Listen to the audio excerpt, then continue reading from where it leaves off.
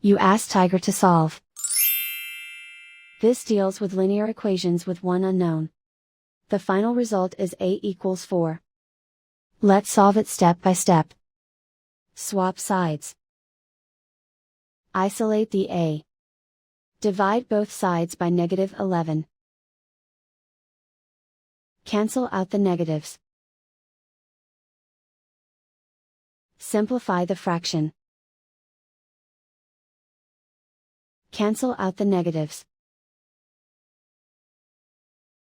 Find the greatest common factor of the numerator and denominator. Factor out and cancel the greatest common factor. And so the final result is A equals 4.